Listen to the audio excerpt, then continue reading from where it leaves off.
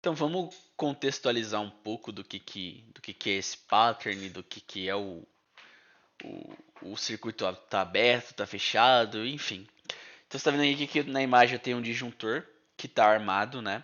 Quando o seu disjuntor aí na tua casa está armado, significa que ele tá com um circuito fechado. Então imagina essa linha azul aqui sendo esse circuito. E fechado, tu pode entender que não tem nada aqui, né? Ele é uma linha reta, concisa, fechada. Nessa linha reta aqui tá passando corrente elétrica o tempo inteiro, tá?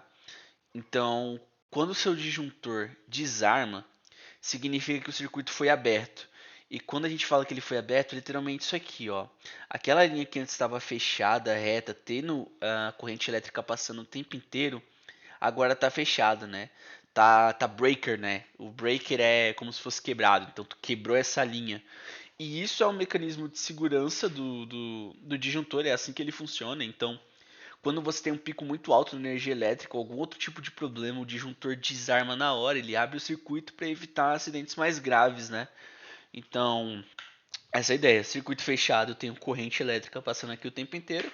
Se alguma coisa der errado, eu vou quebrar essa linha por onde a minha corrente elétrica passa para evitar problemas de segurança.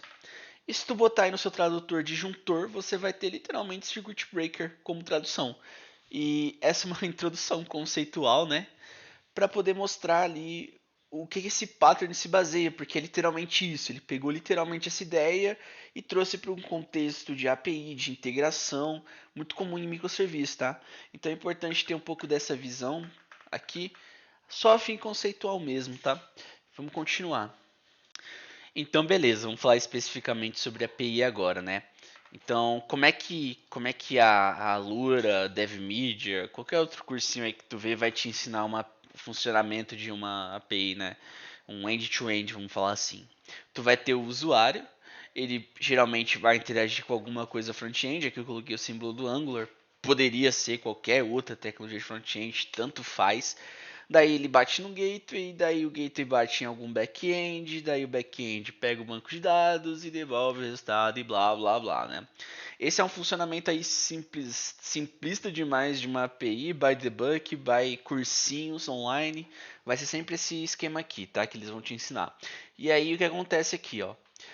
Eu coloquei essa linha azul como sendo request, tá? Então, aqui de fato, né, quando o seu usuário está mexendo com o front-end aqui, especificamente nesse pedaço, você não está fazendo uma requisição.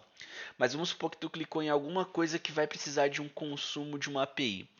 Daí teu front-end vai fazer um request para algum lugar, né? Aqui no meio tem um gateway, poderia ser direto, né?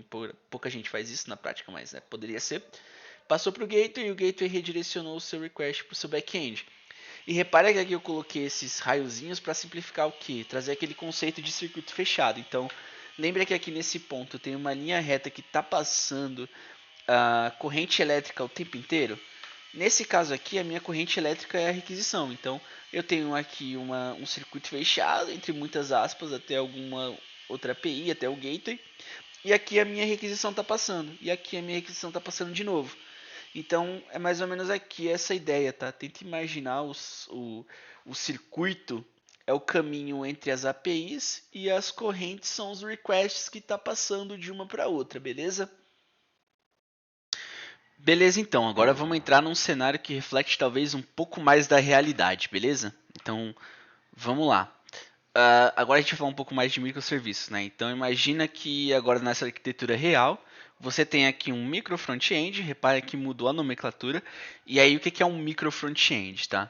Imagina o seguinte, quando tu entra no Facebook, por exemplo, você pode fazer várias coisas. Você pode rolar seu feed, você pode mudar seu perfil, você pode adicionar uma foto, você pode fazer comentário, você pode entrar numa página, você pode navegar, você pode abrir um chat, você pode fazer um monte de coisa. Todo esse código desse front-end que faz todas essas coisas não está no mesmo repositório, não está no mesmo projeto.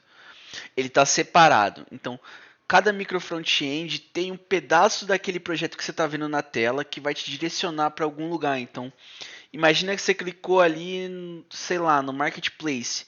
A partir do momento que você sair da sua página inicial para o Marketplace, tu começou a entrar em um outro projeto de micro front-end, que é só do Marketplace.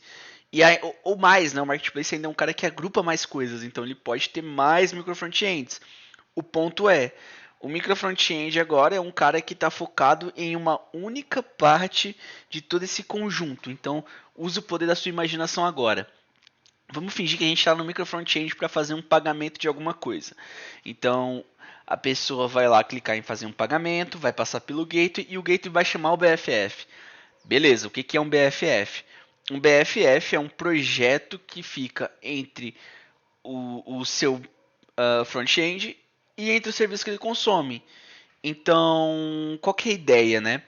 Em vez de você, quando tu vai fazer um pagamento, aqui nesse meu desenho, né, totalmente hipotético, tu vai precisar fazer alguma coisa. Então você vai primeiro, você precisa pesquisar os dados do cliente, depois você precisa consultar o serviço de pagamento, depois você precisa autenticar e aí no final você vai fazer uma auditoria daquilo.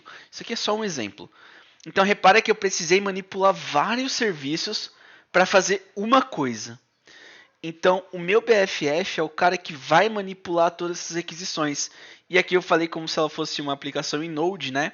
Então, imagina que esse cara tem que ser uma aplicação rápida para agrupar outros serviços, orquestrar esses caras, fazer tratativas de erro, de JSONs, validações, e aí sim ele vai montar a resposta final para esse cara que só vai exibir na tela, por exemplo, tá?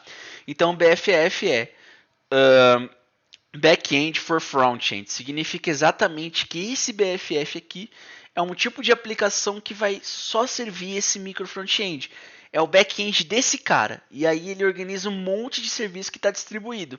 Porque numa arquitetura de microserviço, o que delimita o seu serviço, né, o que ele vai fazer, é o contexto dele, né? O bounded context, é o contexto delimitado. Então, por exemplo, o serviço de autenticação, ele não serve só para pagamento, ele serve para outro tipo de front-end também, um front-end que quer fazer uma inclusão de um usuário. Pô, você precisa talvez se autenticar. Então, esse serviço aqui não serve só para esse cara. Então, o outro cara, né, o outro micro front-end vai ter o BFF dele que vai saber organizar todo o fluxo, ok? Isso é uma mini explicação. De todo fato, vou voltar para o assunto principal. Então, repara que agora o meu BFF precisa fazer 4 chamadas a APIs. E aqui está o raiozinho, então aqui. E tem que ser exatamente nessa ordem. Então, ele chamou esse cara, chamou esse cara, chamou esse cara, chamou esse cara e devolveu a resposta final lá para o meu usuário. E aqui, ó, repara que eu aumentei o meu fluxo. Então, agora eu tenho mais circuitos fechados aqui para esses caras. E eu tenho mais corrente elétrica, que são os meus requests, nessa nossa brincadeira aqui de imaginar as coisas. Então, eu aumentei bastante a minha complexidade e aumentei mais a carga que eu estou colocando em cima desses serviços aqui distribuídos, beleza? Beleza, então, mas e se um desses serviços aqui der ruim? O que vai acontecer? Por exemplo, aqui deu ruim nesse serviço de pagamento. Ele ficou offline, ele respondeu um erro do tipo 500, né? Um erro de timeout, sei lá, pô, alguma coisa pode ter acontecido ali naquele meio tempo. Como é que será que você vai fazer? Esse fluxo aqui inteiro vai acabar e eu vou retornar um erro para o meu usuário no final, certo? Um erro tratado. Porque afinal de contas não tem como eu prosseguir no fluxo dele se eu não consigo fazer aqui bater no meu serviço de pagamento, né, para sei lá, fazer um pré-pagamento antes da autenticação, alguma coisa do tipo, então encerra, né? Só que, cara, ok, parece ótimo isso aqui, né? Só que eu tô falando de um usuário, né, cara? Eu tô falando do estresse de uma pessoa fazendo essa requisição para mim. Só que o que aconteceria, por exemplo, se desse erro aqui nos dados do cliente? Mas não desse erro na integração primária aqui. Desse erro aqui no banco de dados. Então, vamos supor que o cara fez a requisição, ele bateu nos dados do cliente, aí o dados do cliente, que é esse serviço Java, foi integrar com o banco de dados, que é mais uma integração, e aí o banco de dados está demorando para responder. E o cara aqui está esperando, está esperando. Beleza, já é mais uma complexidade a se tratar nesse rolê todo. E aí o usuário ele é meio dedo nervoso, né? Porque, pô, não tá aparecendo nada aqui no meu front-end, então eu vou ficar clicando. E aí lembra, isso aqui tudo é uma corrente elétrica de requisições, aqui também é. Então ele clica aqui, ó, pá, bateu na nossa aplicação de novo, que tá lá, recebendo um request.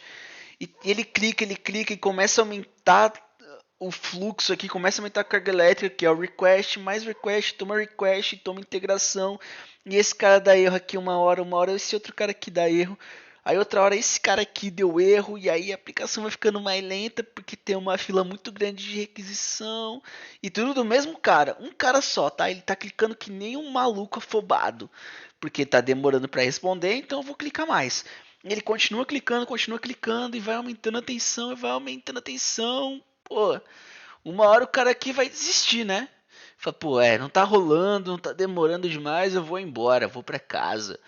Sei lá, ver anime. Então, ok. Mas esse aqui é um cenário para um cara. Mas o problema é que não é só um cara. São vários caras, um exército deles fazendo requisição.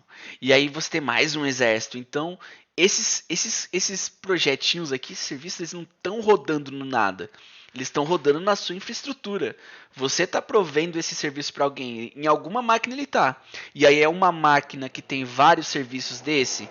Uma outra máquina que tem várias instâncias desse serviço. Uma outra máquina que tem várias desse. Não importa. O volume de requisições vai ficar aumentando consideravelmente. Cada um dessas pessoas aqui pode ficar clicando, aumentando ainda mais o request. Daí seu medidor lá de dentro tá falando, pô, esse cara aqui não tá dando conta do recado. O que que faz? Sobe mais um então. Sobe outro, sobe outro. Aí seus custos começam a aumentar e aumentar e aumentar. E toma requisição, e toma requisição. E alguma coisa está acontecendo. Porque uma hora pode ser esse, uma hora pode ser esse que dá erro. Outra hora pode ser esse, outra hora pode ser outro. E aí sua máquina está replicando, está subindo mais instância, usando mais poder computacional, começando a cobrar mais caro se tu tiver na nuvem. E a galera aqui nervosa nos cliques. Então repara como as coisas começam a estourar e a lentidão aumenta, escala mais serviço e a lentidão aumenta e traz mais máquina e cobra mais dinheiro, dá mais dinheiro pro Jeff Bezos ali para usar mais instância do EC2, sei lá o que a nuvem usa. Mas repara que tem o poder de ficar um caos aqui até essa galera inteira desistir, você achar o problema e normalizar, e aí você já perdeu alguns milhões de reais, dependendo do tamanho do que você está falando, né? Então, esse é um risco aqui, tá vendo como tem esse problema? E o que está acontecendo aqui, se a gente trazer de volta a analogia do disjuntor? O que está acontecendo é que você está aumentando muito a tensão elétrica, você está extrapolando e não está desarmando. Então o problema só está piorando cada vez mais. E agora sim, a gente pode entrar para o lance do disjuntor dentro de uma arquitetura de microserviços e de sistemas e blá blá blá, beleza? Mas aqui o problema eu tô com circuitos que estão sendo sobrecarregados o tempo inteiro e eu não estou fazendo nada para mudar isso, tá? Então, o que eu vou fazer aqui nesse caso então? O custo não está parando de aumentar, o Jeff Bezos está ficando milionário com a minha empresa e o usuário não está tendo resposta. Aí então o que eu vou fazer com esse fluxo imenso, com essa voltagem gigante que está acontecendo na minha aplicação? Eu vou abrir o circuito. Eu vou abrir o circuito e vou quebrar ali o circuito, né? E aí eu vou parar de fazer requisição para esse cara. Então, essa API aqui que está travando o meu fluxo completo, eu vou cortar minha comunicação com ela. Então, agora toda vez que eu bater no meu BFF, o meu cara ali que vai averiguar para mim se esse cara tá com o circuito aberto ou fechado, vai dizer o circuito tá aberto. Parou, nem vai para lá. Já pode dar o erro de volta. Ah, mas aí seu fluxo não vai funcionar para o usuário final ainda do mesmo jeito. Não vai. Só que o que vai acontecer agora? Eu não estou forçando um monte de requisição nesse serviço. Esse serviço aqui não está tentando resolver as requisições que estão chegando daquele exército de pessoas a fim de ter uma resposta. Então esse cara aqui não está escalando mais instâncias problemáticas, não está travando, não está consumindo recurso computacional. E aí no fim do dia você está economizando dinheiro da sua empresa, né, com parte de infraestrutura. Que é isso que importa, é a grana, é o carvão. Então aqui as pessoas que estão aqui também desse outro lado da outra ponta, né? a galera vai ter uma resposta de erro mais rápido, eles não vão ter que ficar esperando. Então vai chegar um erro na hora, se é isso que tu for programar, né? Vai chegar uma mensagem, alguma coisa que vai dizer, ó, estamos com um probleminha agora, volta depois. Daí as pessoas ali já param, né? Então, oh, beleza, tá dando ruim aqui, eu vou fazer outra coisa e depois eu volto. Ou eu nem volto mais, não importa. Eles vão parar de ficar clicando e fazendo requisição e forçando carga nesse sistema. E aí isso vai dar tempo para o sistema se recuperar. Algumas pessoas já vão conseguir, dependendo do tempo. E aí vai normalizando aos poucos. Mas o ponto é, você parou de forçar um serviço que não está funcionando corretamente. Você parou de forçar recurso computacional. Você parou de spamar log de erro. Você deu uma pausa para você entender o que você vai fazer agora. Tá? Ou o que a parte de DevOps vai fazer agora, ou seja lá o que for, né? Se só reiniciar o serviço basta, se tem que tomar outra atitude, não importa. Você parou de forçar o serviço a fazer alguma coisa. Você economizou a grana da sua empresa, você deixou o Jeff Bezos menos milionário, e é isso. Você cumpriu o seu serviço como um disjuntor, como um circuit breaker. Você evitou catástrofes maiores. Tá? E é claro que eu isolei esse cara aqui, mas isso se aplica a qualquer outro serviço dessa cadeia. Pode ser aqui, pode ser aqui, pode ser aqui, pode ser aqui, tá? Então, quem vai definir isso, né? Quem vai ser, onde vai ficar o nosso disjuntor nesse caso? Esse cara aqui é o nosso ponto focal. Então, ele vai agrupar esse mecanismo de circuit breaker. Ele vai gerenciar a ideia de que quando ele bater nessa API aqui, fazer uma requisição, esse cara não respondeu, é um erro. Esse cara tá com o circuito aberto? Ah, então nem vou mais lá. Ou eu vou, ou eu volto outra coisa. Não importa. Aí é com a gente vai programar isso. Mas esse cara aqui é onde ele vai agrupar. Mas não impede que, por exemplo, se um serviço dessa cadeia aqui integrasse com outro serviço, esse cara podia ter um circuit breaker para o outro cara. Não importa. Você pode sair colocando circuit breaker em tudo. Você não deveria, talvez, mas você pode. Você tem que avaliar. Um BFF é um ótimo lugar para você agrupar um circuit breaker, porque você agrupa muitas requisições para fazer uma ação do front-end de um determinado serviço ali de front-end acontecer. Então ele é um ótimo lugar para que você implemente esse mecanismo, ok? Mas é aquilo, tá? Você não vai impedir que o erro pare de acontecer para a pessoa na ponta final, para o usuário. Mas você vai salvar recursos importantes da sua infraestrutura. Você vai dar tempo para se recuperar e você vai trazer de volta. O que não pode acontecer é o cenário de caos total, que é esse exército ficar spamando requisição, essa requisição ficar dando problema, ficar demorando milhões de anos para responder, a página não carrega, nada carrega, fica se aumentando instâncias ali do seu provedor automático, o Jeff Bezos fica mais milionário, você gasta mais grana, nada dá certo e fica um caos do caralho. Isso que não pode acontecer e é para isso que o Circuit Breaker serve nesses contextos de microserviços. Beleza? Beleza, essa é mais a parte teórica mesmo, tá? Então, na parte prática já vai ser um pouquinho diferente. Então, o que eu vou fazer na parte prática? Eu vou fazer uma API Node que vai simular a ideia do BFF. Eu vou usar o Express para transformar esse cara aqui numa API REST, né? Para poder eu mesmo, fingindo ser um usuário, fazer requisição para esse cara. Vou usar o Axios para poder fazer a comunicação com outras APIs, né? Então, o Express vai transformar esse cara num REST para eu poder fazer minhas requisições para ele. E aí, quando esse cara aqui precisar se comunicar com esses outros, com os serviços de fora, né? Que vão ser os pontos de erro, eu vou usar o Axios. E eu vou usar o Istrix.js para poder controlar toda a ideia do Circuit Breaker, tá? Tudo mesmo. Então, o que eu vou fazer se der erro, o que eu vou fazer se o circuito abrir, quanto eu vou considerar erro, qual que é o percentual, quanto é o volume de requisição, toda a parte técnica mesmo envolta em implementar e fazer funcionar o Circuit Breaker em Node, tá? Então, é basicamente isso. Express para transformar esse cara numa API, Axios para consumir outras APIs, Histrix para implementar o conceito do Circuit Breaker na prática, tá? E aqui, nesses outros serviços, né, eu vou usar o Mokun, que é um cara que vai simular a API, então posso subir ali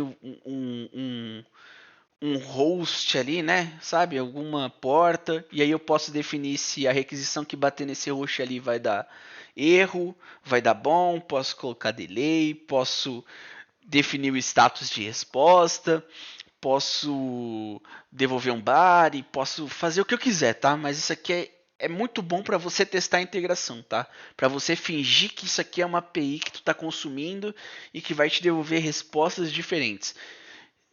Então, toda essa parte, enfim, todo esse detalhamento técnico, vamos entrar na próxima parte do vídeo. Esse aqui foi mais um conceito teórico. Beleza? Até mais.